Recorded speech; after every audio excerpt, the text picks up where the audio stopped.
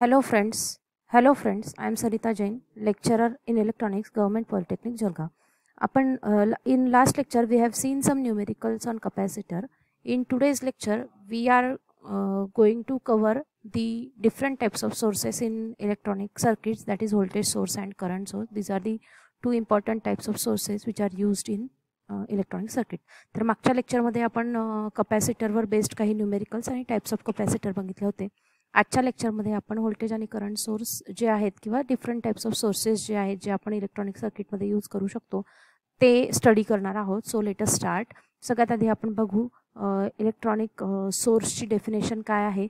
जसं कुठल्याही व्यक्तीला काम करण्यासाठी जेवणाची गरज असते. We need energy in form of food. Our vehicle needs energy in form of petrol. Similarly, any electronic circuit needs energy in form of electrical energy. Okay? So every electronic circuit requires some energy for its operation, source of energy for its operation. प्रत्येक सर्किटला काम करण्यासाठी एनर्जीची गरज असते. The electrical energy may be supplied in form of voltage or current. आणि ती energy त्या सर्किटला व्होल्टेज किंवा करंटच्या फॉर्ममध्ये प्रोव्हाइड करता येते. The electrical device which supplies the electrical energy required for an operation of electronic circuit is called as source. तर जे इलेक्ट्रिकल डिव्हाइस ही एनर्जी प्रोव्हाइड करतं त्याला सोर्स असं म्हटलं जातं. सो टाइप्स कुठले कुठले आहेत सोर्सेसचे? दोन महत्त्वाचे टाइप्स आहेत जे आपण स्लाइडच्या सुरुवातीलाच मेन्शन केलेले आहेत, व्होल्टेज आणि current source. So same is written here. First is voltage source, second one is current source.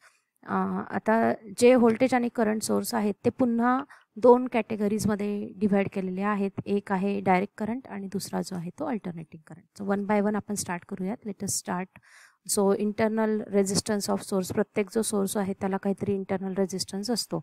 So all sources of electrical energy either voltage or current have some internal resistance. The value of this resistance is few ohm. प्रत्येक सोर्सला काहीतरी energy असते आणि त्या energy ती जी source असतो प्रत्येक सोर्सला काहीतरी रेजिस्टन्स असतो, व्होल्टेज असो की करंट असो, त्याला इंटरनल रेजिस्टन्स असतो आणि त्या रेजिस्टन्सची व्हॅल्यू काहीतरी ओहम इतकी असते. The DC resistance offered by the voltage and current source is called as internal. जो रेजिस्टन्स ऑफर करतो व्होल्टेज किंवा करंट सोर्स त्याला इंटरनल रेजिस्टन्स असं म्हटलं जातं. The internal resistance of voltage source and current source should be very low and very high respectively. व्होल्टेज सोर्स असेल तर त्याच्या सिरीजमध्ये इंटरनल रेजिस्टन्स असतो, त्यामुळे त्याची व्हॅल्यू खूप कमी असली पाहिजे. आणि करंट सोर्सच्या पॅरललमध्ये असतो म्हणून त्याची व्हॅल्यू ही खूप हाय असली पाहिजे. The internal resistance of a source may be due to the following reason. कशामुळे असतो इंटरनल रेजिस्टन्स, त्याचे रिझन्स आपण बघूयात. The resistance of electrolytic between the electrodes is one of the in the case of dry cell. हा resistance कशामध्ये, जर आपण cell consider केला as a source of energy, voltage source जर आपण कन्सिडर केला ड्राय सेल, तर त्याच्यामध्ये जे इलेक्ट्रोलाइट असतं त्या म्हणजे दोन इलेक्ट्रोडमध्ये जे इलेक्ट्रोलायटिक मटेरियल असतं त्याचा काहीतरी रेजिस्टन्स असतो, तो इंटरनल रेजिस्टन्स असतो. दुसरं, the resistance of armature winding in case of DC generator और अल्टरनेटर. जर DC जनरेटर किंवा अल्टरनेटर असतील तर त्याच्यामध्ये वाइंडिंग्स असतात आणि त्याचा जो रेजिस्टन्स असेल तो इंटरनल रेजिस्टन्स असतो. The output resistance of active devices like transistor in case of oscillator किंवा सिग्नल जनरेटर किंवा रेग्युलेटेड DC पॉवर सप्लाय असतील त्याच्यामध्ये जो ट्रान्झिस्टर असतो त्याचा जो रेजिस्टन्स असतो तो इंटरनल रेजिस्टन्स म्हणून ॲक्ट होतो. तर हे काही रिझन्स आहेत की ज्याच्यामुळे इंटरनल रेजिस्टन्स हा इंट्रोड्यूस होत असतो. So let us start with the voltage source first आणि नंतर आपण बघणार आहोत करंट सोर्स. तर व्होल्टेज सोर्स म्हणजे काय? The source which supplies electrical energy in form off voltage. Obviously जो व्होल्टेजच्या फॉर्ममध्ये इलेक्ट्रिकल एनर्जी प्रोव्हाइड करेल त्याला व्होल्टेज सोर्स असं म्हटलं जातं. All voltage sources in practice must have low internal resistance. प्रत्येक सोर्स जो आहे त्याला इंटरनल रेजिस्टन्स त्याचा खूप कमी असला पाहिजे, जे मी तुम्हाला आधीच सांगितलं. आणि तो का कमी असला पाहिजे, तर सिरीजमध्ये रेजिस्टन्स कनेक्टेड असतो म्हणून कमी असला पाहिजे. All voltage sources may be broadly classified as DC voltage source and AC voltage source depending upon whether the source supplied DC or AC to the load. जे सगळे व्होल्टेज सोर्सेस आहेत ते DC आणि AC व्होल्टेज सोर्समध्ये divide केले जातात आणि ते डिपेंडंट असतं की ते कुठला DC आउटपुट DCला लोडला DC प्रोव्हाइड करत आहे, डायरेक्ट करंट प्रोव्हाइड करत आहेत की अल्टरनेटिंग करंट प्रोव्हाइड करत आहेत त्यावर डिपेंडंट आहे. त्याचे हे दोन types, that is DC voltage source and AC voltage source. Some of the commonly used DC sources are batteries. Mostly ज्या मोबाईलमध्ये बॅटरी असते किंवा तुमचे हँडहेल्डचे डिव्हाइसेस असतात नॉर्मली त्याचे बॅटरी ऑपरेटेड असतात. तुमची वॉच जी आहे घरामध्ये, वॉल क्लॉक, त्याच्यामध्ये सुद्धा बॅटरीज असतात. So these are DC.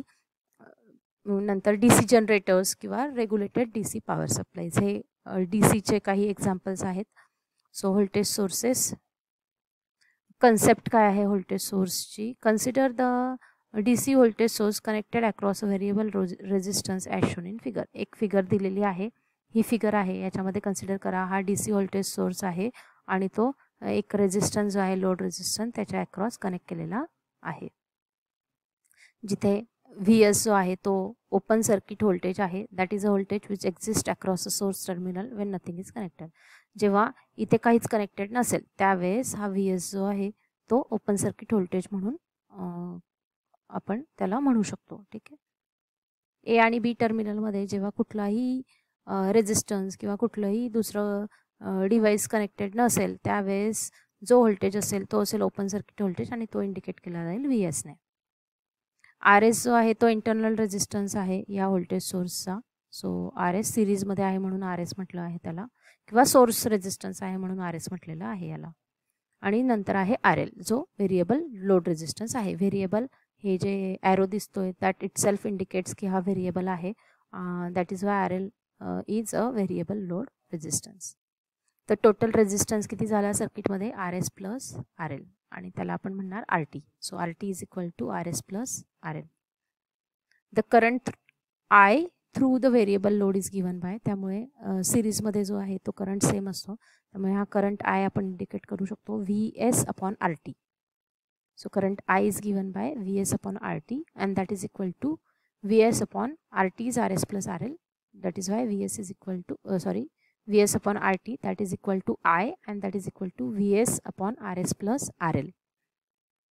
So therefore voltage across terminal which is equal to the voltage across the load is given by, so A आणि B च्या टर्मिनलच्या अक्रॉसचा जो व्होल्टेज आहे ज्याला आपण VAB म्हटलेला आहे आणि जो अक्रॉस लोड प्रेझेंट आहे तो या फॉर्म्युल्याने आपल्याला देता येईल. VAB is equal to VL, VL is equal to I into RL. हा I आहे, RL ला मल्टिप्लाय केलं, I ची व्हॅल्यू आपण इथून सबस्टिट्यूट करू शकतो. So I into RL, so we are going to substitute I as VS upon RS plus RL into RL. therefore we can rearrange this by taking this in denominator. So VAB is equal to VS upon 1 plus RS upon RL. अशा पद्धतीने याने multiply केलं आपण. So अशा पद्धतीने आपण जो टर्मिनल्सच्या अक्रॉसचा व्होल्टेज आहे तो आपण इथे कॅल्क्युलेट करू शकतो. बेसिक जो ओहम्स लॉ आहे तो यूज करून हे सगळं आलेलं आहे. सो फार काही विचार करण्यासारखं यात नाही आहे. सो आयडियल व्होल्टेज सोर्स म्हणजे काय? A voltage source which produces a constant terminal voltage which does not depend on value of load resistance is known as ideal voltage source. Ideal voltage source म्हणजे काय की ज्याच्यामध्ये load resistance जो आहे तो consider होत नसेल तर त्याला आपण आयडियल व्होल्टेज सोर्स असं म्हणू. This may be possible only if internal resistance of voltage source is 0. Ideal voltage source केव्हा असेल? ज्यावेळेस इंटरनल रेजिस्टन्स जो आहे व्होल्टेज सोर्सचा तो 0 असेल त्यावेळेसच फक्त आयडियल व्होल्टेज सोर्स जो आहे त्याला आपण म्हणू शकतो. प्रॅक्टिकली कुठलाही सोर्स हा आयडियल व्होल्टेज सोर्स नसतो. तरी पण हे जे डायग्राम आहे ही आयडियल DC सोर्स इंडिकेट करते आणि ही आयडियल AC सोर्स इंडिकेट करते आणि यांचा जो ग्राफ आहे तो अशा पद्धतीचा आहे. म्हणजे तुम्ही किती पण करंट चेंज केला तरी VS ची व्हॅल्यू किंवा रेजिस्टन्स चेंज केला, आपण R जर इथे घेतला तरी पण व्होल्टेज जो आहे तो कॉन्स्टंट राहतो. ठीक आहे. पण ॲक्च्युअलमध्ये तसं होत नाही. व्होल्टेज काय होतो, जर तुम्ही IL किंवा RL जर व्हॅरी करत गेला तर तुमचा जो ॲक्च्युअल व्होल्टेज आहे तो काय होईल, डिक्रीज होत जाईल. ठीक आहे. तर अशा पद्धतीने तुमचं आयडियल व्होल्टेज सोर्सचं कंपॅरिझन आहे. दिस इंडिकेट्स DC व्होल्टेज सोर्स, दिस इंडिकेट्स AC व्होल्टेज सोर्स आणि हा त्यांचा ग्राफ आहे, VA कॅरेक्टरिस्टिक आहे. VS जो आहे तो अशा 2 लाईन्सने इंडिकेट केला जातो. पॉझिटिव्ह जी आहे ती लाईन जी आहे ती मोठी असते as compare to length of that line is more than the negative terminal. दाखवताना सिम्बॉलमध्ये दाखवताना दोन्ही सेम नसतात. जर दोन्ही सेम तुम्ही घेतल्यात तर ते कपॅसिटरचा सिम्बॉल होईल. याच्यामध्ये मोठी लाईन पॉझिटिव्ह टर्मिनल इंडिकेट करते, लहान लाईन निगेटिव्ह टर्मिनल इंडिकेट करते. आणि हा जो AC सोर्स आहे याच्यामध्ये एक तुम्हाला असं साईन वेव्ह सारखा सिम्बॉल दिसतोय, कारण ACला फ्रिक्वेन्सी असते त्यामुळे त्याचा जो सिम्बॉल आहे तो अशा पद्धतीने इंडिकेट केला जातो. जो DC सोर्स असतो त्याला फ्रिक्वेन्सी नसते, it has 0 frequency. Okay, so practical voltage source कसे असतात ते बघूयात. ॲक्च्युली कुठलाही सोर्स हा आयडियल सोर्स असू शकत नाही प्रॅक्टिकली, त्यामुळे प्रॅक्टिकल सोर्स आपण बघणार आहोत. It will be interesting to know that in actual practice there is no source which is ideal one. कुठलाही सोर्स हा आयडियल असू शकत नाही प्रॅक्टिकली. ठीक आहे, in real practice the ideal voltage source does not exist in actual practice because it is not possible to have zero value of resistance for voltage source. का exist होत नाही? कारण रेझिस्टन्सची व्हॅल्यू 0 असणं शक्य नाही आहे, त्यामुळे इंटरनल रेझिस्टन्स जो आहे तो अशक्य आहे 0 असणं. त्यामुळे कुठलाही सोर्स हा आयडियल व्होल्टेज सोर्स असू शकत नाही, तो प्रॅक्टिकल व्होल्टेज सोर्सच असणार. मग त्यामुळे आपण जे आयडियल व्होल्टेज सोर्सचे सिम्बॉल बघितले होते त्यामध्ये RS नव्हता, इथे मात्र RS जो आहे तो इंट्रोड्यूस झालेला आहे.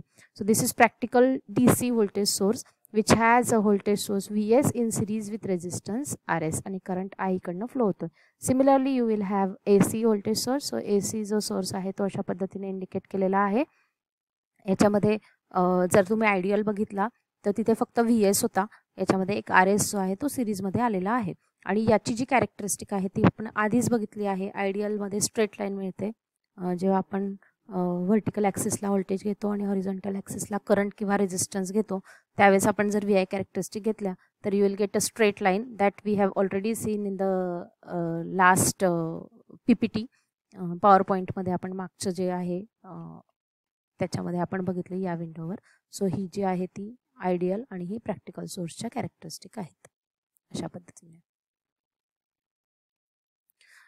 करंट सोर्स जे आहेत I think will stop here, कारण हे कवर होणार नाही पुढच्या 2-3 मिनिटामध्ये. So let us stop here. पुढच्या लेक्चरमध्ये आपण करंट सोर्स, त्याचे types, ideal current source, practical current source, त्याची डेफिनेशन, हे सगळं आपण बघू. तुम्ही हे सगळे व्हिडिओज जे आहेत ते बघत राहा. मागचे व्हिडिओज तुमचे बघायचे राहिलेले असतील तर चॅनल सबस्क्राईब करा आणि सबस्क्रिप्शनमध्ये तुम्हाला लिस्ट ऑफ व्हिडिओज दिसतील कुठले कुठले आहे. प्लेलिस्टमध्ये गेलात तर you can watch all the videos. आणि जर तुम्हाला व्हिडिओज आवडले तर चॅनल लाईक आणि सबस्क्राईब करायला विसरू नका. थँक्यू.